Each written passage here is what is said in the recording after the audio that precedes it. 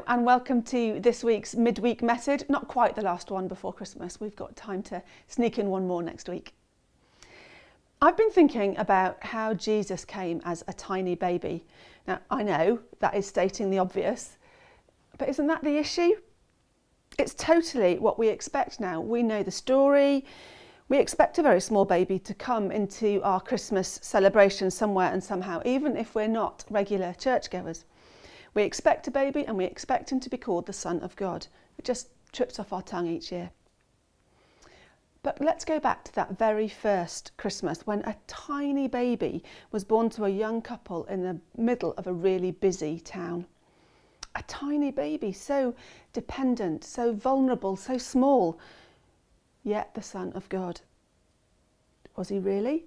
Surely God's arrival on earth would be bigger than that, more noticeable. This wasn't the way it was supposed to happen. Surely God would come and bring military victory over Israel's enemies. But God was totally messing with people's expectations. Not just at Jesus' birth, but throughout his lifetime too. Jesus turned people's expectations on their heads. Instead of bringing war against Israel's enemies, he loved them, he healed them, he included them. He said ridiculous things like, "Many who are first shall be last, and many who are last shall be first.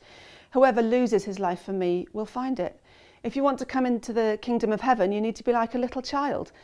Give away everything you have. You are blessed when people persecute you. Love your enemies."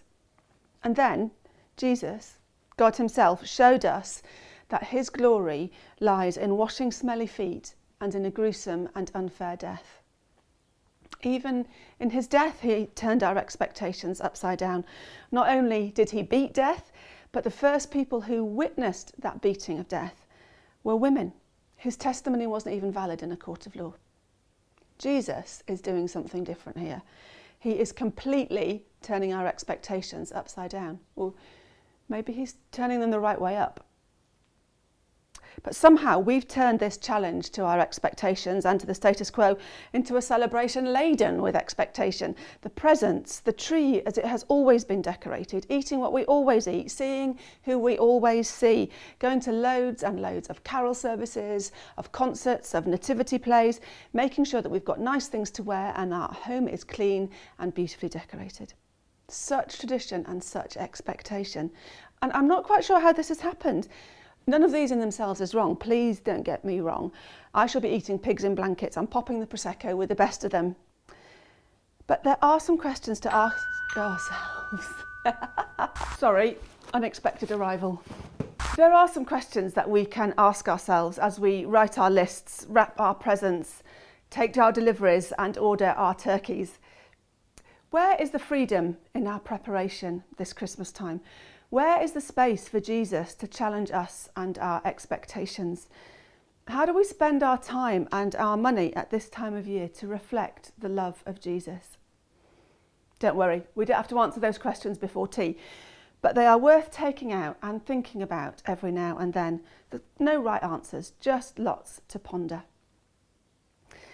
Let me leave you with a verse of one of my favourite carols. We don't sing this very often anymore, but I love it. It's a verse from "Thou who wast rich beyond all splendour."